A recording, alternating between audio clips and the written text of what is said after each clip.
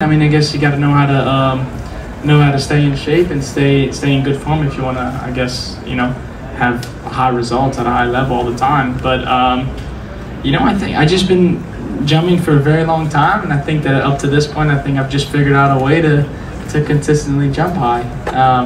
And so yeah, I mean, it's very complicated in technical event, and that can make it very hard. But also, I guess at the same time, there's a lot of ways to jump well, I guess, if that makes sense. So there's always different type of ways, and every competition, I guess, brings different challenges. But I guess just up to this point, I just kind of good at it and figured out a way to jump high.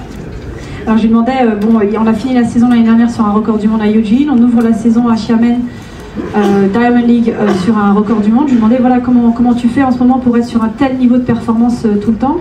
Il nous explique que oui, l'entraînement est évidemment important, mais que aussi lui ça fait très longtemps qu'il saute et qu'il a trouvé un moyen de garder d'être tout le temps sur des hauteurs comme on a vu ici 6,20 m, etc. Et que donc voilà, ça fait partie de son quotidien de sauter à ces hauteurs. You said there are different ways to jump high. Could you explain to us what it means? What do you mean by different ways to jump high? Yeah, well, I mean, every track feels a little bit different. The setup can be different. Sometimes I can jump this high on one pole, and then I jump the same height on a different pole, different grip.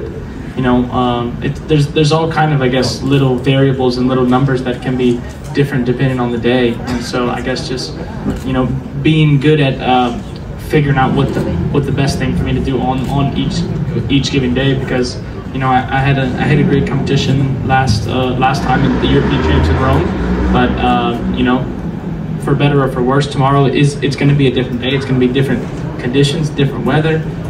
It's a different track, so you kind of have to find out what the best jump and rhythm is on the runway and everything for that day. So I guess that's kind of what I mean. Of course, it's fairly the same but different. But I think that if you want to be really consistent at a really high level, you have to be able to know how to adjust to what the day gives you, because especially when you're jumping outdoors, it can be quite different when you have to factor in variables like wind and whatnot. Alors il explique évidemment que la question que je lui posais, c'était, il nous a dit qu'il avait trouvé des moyens de sauter très bien, quelles que soient un petit peu les circonstances. Je lui demandais, est-ce que tu peux nous expliquer un petit peu ce que tu voulais dire par là? Il explique que selon les pistes, selon les perches, selon son état de forme, etc., il apprend de plus en plus maintenant à s'adapter à comment il se sent et à trouver les solutions en fonction de où il est. Il explique aussi de sauter en extérieur, évidemment. Par exemple, il y a le vent, il y a plein de paramètres, et en fait il gère de mieux en mieux ces différents paramètres pour s'assurer systématiquement d'être sur du très haut niveau. I would like to talk to you about Renaud. You know that Renaud had a great challenge this year. We of course remember that he went through surgery in September, and that the challenge was to try to compete high enough to qualify for the Olympic Games. He didn't make it, but he's still, it was a huge challenge, and he's still the champion he's always been, right? Yeah, for sure. And of course, I guess for all of us, and especially for me, it's a bit sad that he's not going to be able to be a part of the games, especially here in Paris, because I know how badly he wanted it. But I think for him, he's always been pretty good at being able to overcome these type of challenges and whatnot. Of course, it keeps getting harder and harder through the years as he gets older. But I mean, from what it seems, he seems very motivated still. He still wants to jump. He still loves doing it. And so I think he's still very excited to be here and show that he still belongs with the top guys. So it's been quite a long time since we've jumped together, actually. So it's going to be super fun to be able to jump with him tomorrow. Hopefully he can go out here, we get some good weather, and he can show that he still belongs and he can compete with the top dogs, which I think he can do. So always fun. So it's going to be cool tomorrow too. Donc je lui disais, je voulais lui parler de Renaud parce que Renaud, on disait qu'il a été opéré en début de saison en septembre, donc c'était un très très gros challenge qu'il s'est donné. Je lui disais qu'il n'avait pas réussi, mais que ça restait évidemment l'immense champion dont il nous parle régulièrement. Et il disait oui que Renaud était un athlète extraordinaire et qu'il savait qu'en fait pour lui sauter encore demain, être là, et qu'il aurait à cœur de montrer qu'il faisait encore partie de ces athlètes qui étaient extraordinaires, et qu'il est évidemment très très content de retrouver Renaud demain, puisqu'apparemment ça fait longtemps qu'ils n'ont pas sauté ensemble. Alright, questions. They want my questions, they want their questions. Alright. Okay, every time you take the field, I think people will always expect more than goal. Do you feel a pressure of performing always at a highest level? And what to expect tomorrow at the Olympics? Alors la question c'était que il sent que on sait que maintenant la foule, quand on sait que Mondo Duplantis va être là, les gens attendent beaucoup de lui. Comment il gère la pression et surtout comment il se sent pour demain? I mean, I think it's something that you get used to in a way. For me, I just focus on myself, and I try to get the most out of myself. And I think that the reason why people have very high expectations of me is because I've been able to jump at a very high level consistently for the past few years. So there's a reason for it. So I don't think there's really much coincidence about it, I guess you can say. But for me, I hope to jump high tomorrow. I want to, I guess, show myself that I am in world record form going into the Olympics, and this is my last competition before the Olympics. So I definitely want to make sure that everything's where I want it to be.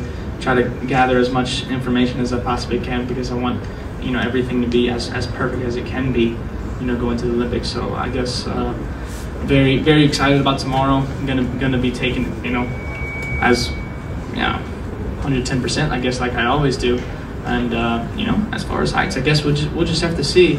Take whatever the day gives me. Try to jump as high as I can. Try to put something good out there, and I guess show myself that I am in that type of form, world record wise.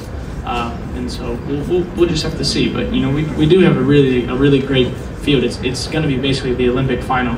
It's going to be all here tomorrow. So it's going to be a nice little preparation, a nice little trial run, I guess you can say, building up to it. So that'll be very exciting.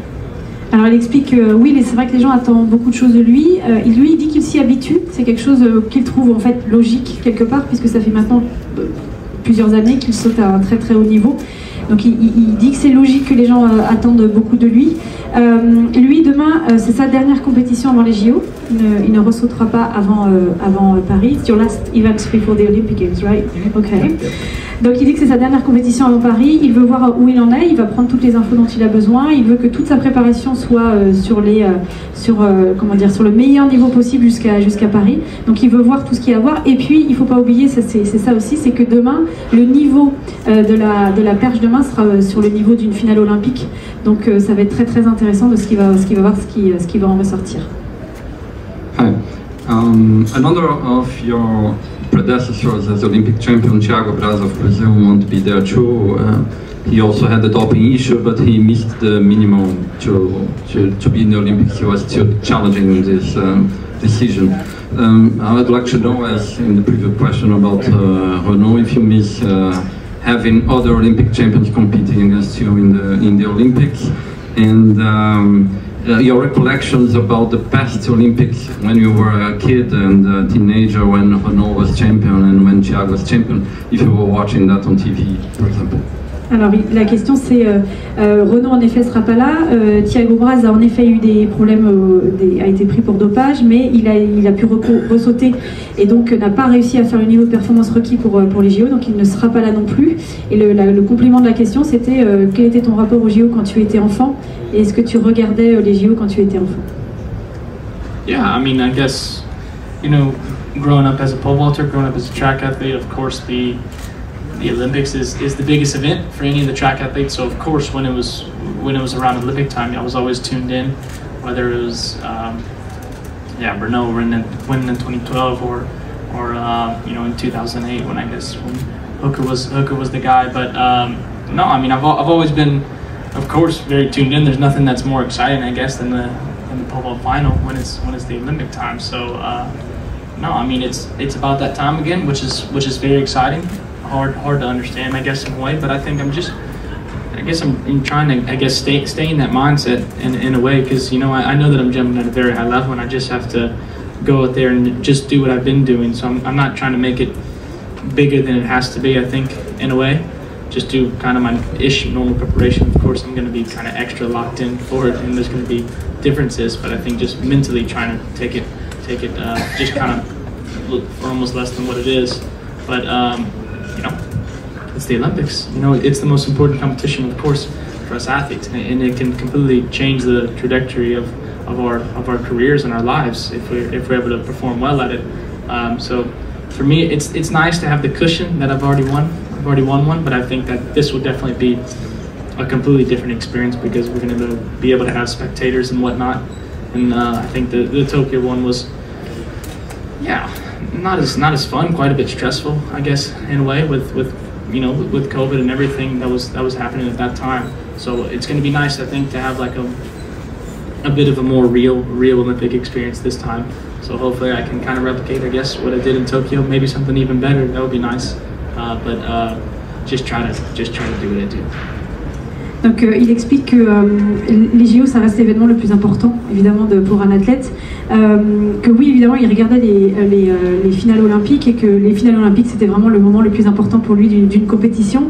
Il a toujours regardé, lui dans son rapport à la préparation à la compétition, il dit que lui il prend ça comme une compétition comme les autres compétitions, être focus sur lui aussi.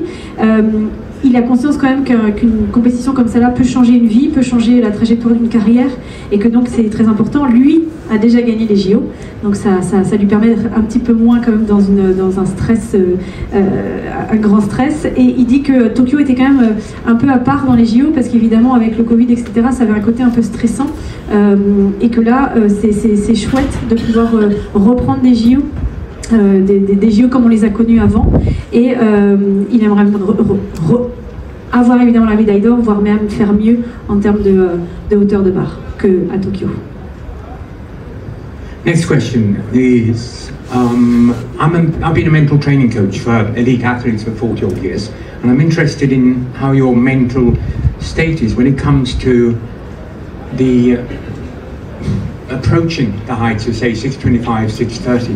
Do you find now, compared to, say, for a year or two ago, that you are feeling mentally closer to reaching these heights?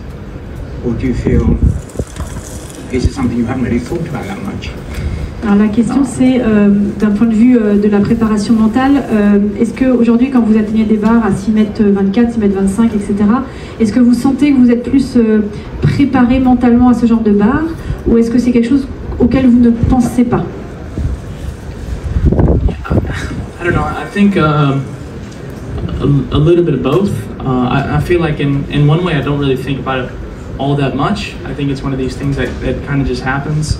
And I guess that there is a few steps, I guess, to be taken before 6:30 is really in the cards. But I do feel like I'm capable of it. Whether it's tomorrow, I'm not definitely not going to say that. But I know that in the future, whenever it may be, I think that it's definitely a possibility. But I love when the bar is up there. It's something that I've never been able to do before. I think it brings something out of me, and I think mentally it pushes me in such a nice way to where I'm able to just kind of, I don't know, I lock in such a different way where I'm probably when I'm the most free actually mentally before those world record attempts and whatnot, because I know that everything has to be so good in the jump to where if I focus on one thing too much in particular, then I'm going to miss the other things in the jump. So I think you have to kind of be in this really nice flow state where you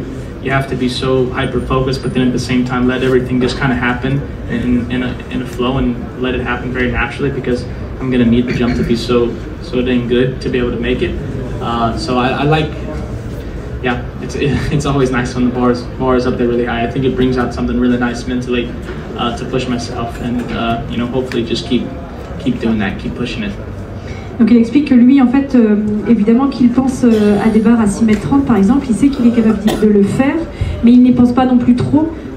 Il dit que c'est un peu des deux, c'est ce qu'il explique ensuite. Il dit il adore quand les barres sont très très hautes.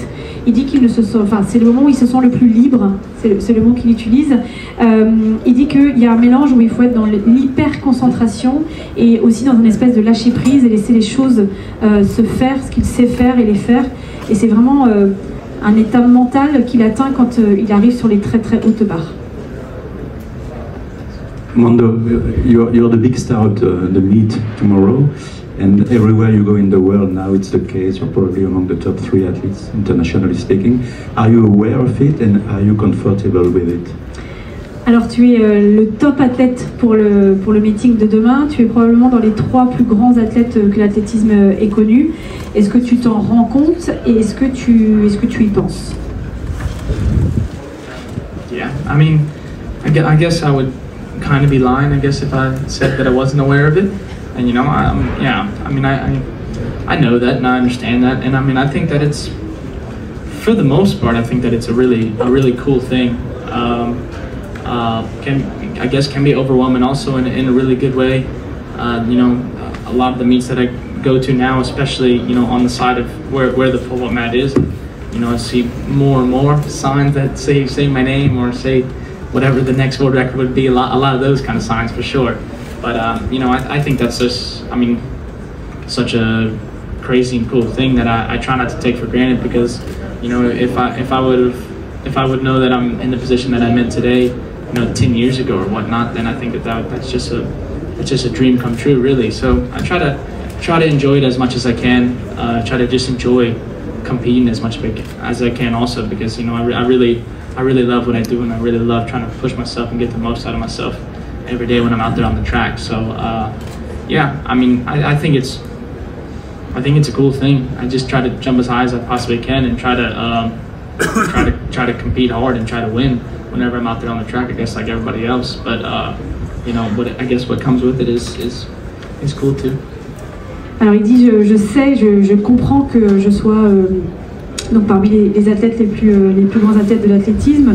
C'est agréable, parfois c'est un petit peu trop, parfois c'est un petit peu, ça le submerge aussi parfois un petit peu, mais la plupart du temps c'est très agréable. Il dit qu'il voit bien quand il va sur des compétitions maintenant que au niveau autour du tapis de perche, il y a beaucoup d'affiches avec son nom, ou alors des commandes de barres pour des prochains records. Mais il dit que pour lui c'est un rêve devenu réalité, et il adore ça, il adore la compétition, il adore repousser ses limites. Il aime gagner, comme tout le monde, mais il aime gagner, et que donc globalement c'est quand même plutôt agréable. To me, your career as a pole vaulter looks perfect. So have you ever had any setbacks as an athlete? Can you repeat the last part, just? Have I had any setbacks? Yeah. Need a translator now? I will do. Yeah. Alors il dit que sa carrière. Do you speak French? Nope. Ah. I wish. Because otherwise I can go and you can just. No. Alors il dit que la question c'est que la carrière semble parfaite, c'est ce qu'il y a eu déjà des ratés. I don't remember the question now. What was it? Huh? Setbacks. Oh, setbacks. Yeah. I was thinking about my French. No, but I mean, I guess I've been able to be fairly fortunate as far as like body-wise. I think also at this point I've just developed a good understanding for my body and knowing when to be cautious and when I can push through things and whatnot. You know, I had a year in 2019 where I pretty much came up a little bit short. I got second place in every single meet that I wanted to win, like the college championships, the Diamond League final, the world championships, and I felt like I was just so close to winning all of them, and I just came up a little bit short. And so you know, I mean, naturally you're just going to have these kind of things as far as setbacks and failures and whatnot. I mean, I guess fortunately I've been able to not have so many the past few years, but there's all kind of things, I guess, behind the scenes, whether it's training or whatnot, to where, you know, I don't think that things just click all the time, and things that you just have to push through, and you have to figure out a way to get over. Normal person, normal athlete, probably maybe a little bit less than that, because I think that I have a pretty good grip on the event and the sport and how to jump high. And I think at this point I've figured out a way to just jump at a really high level, as long as I can keep my body where I want it to be, which is always, you know, the most challenging part. But that's also, I guess, a learning thing that you learn over the years. But no, I mean, of course, yeah. Alors, il nous explique qu'il a eu la chance avec son corps, pas de blessure particulière. Il nous explique qu'en 2019, il a été deuxième sur la plupart des compétitions auxquelles il prenait part, et que il n'était pas loin d'être premier, mais il n'a jamais réussi à être premier. Il dit qu'il faut faire attention par contre il y a les compétitions, mais il y a ce qu'on ne voit pas, c'est-à-dire dans les entraînements, tout n'est pas aussi facile que ça n'y paraît quand on le voit sur les compétitions, mais que voilà, il sent qu'aujourd'hui il a compris certaines choses pour réussir à sauter haut. Il sent qu'il a compris comment maintenir son niveau. Of your jump, you feel you have still to improve? Alors, quelle partie du saut sur lequel il sent qu'il faut encore qu'il travaille? I mean, I think that there's always ways to improve the approach. You know, always trying to incorporate a little bit more speed. And there's always this balance of how to try to incorporate some more speed while still being able to control it, and also be consistent on the approach, and still being able to have that consistent rhythm throughout the competition, to where then you can you know that the next jump will also be in the same kind of like pattern and whatnot.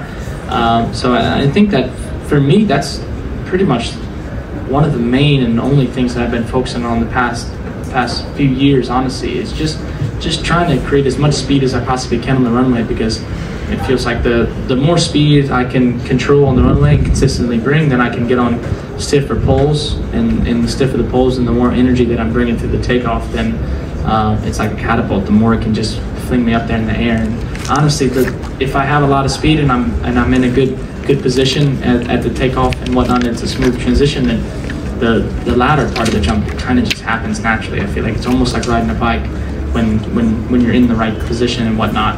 So really just speed, just trying to get as fast as I can, and trying to put as much energy as I can on the approach in a controllable fashion. Alors il explique que lui, en fait, son objectif, c'est vraiment la vitesse dans l'élan, la vitesse de la vitesse. Alors après, il dit qu'il y a quand même deux choses sur lesquelles il faut être vigilant, c'est le fait d'être régulier, parce que quand on rajoute de la vitesse, bien évidemment, il faut quand même garder un élan qui soit le plus régulier d'étape en étape, et surtout d'arriver avec de la vitesse qu'il puisse contrôler dans le take-off, donc dans le début de son saut, dans le déclenchement de son saut. Il dit que pour lui, en fait, maintenant, une fois que ces deux parties-là sont passées, c'est comme faire du vélo. C'est-à-dire que pour lui, c'est très très naturel le renversé et le franchissement. Donc lui, vraiment, c'est la vitesse d'approche. Travailler dessus pour avoir le plus d'énergie possible à renvoyer dans sa perche.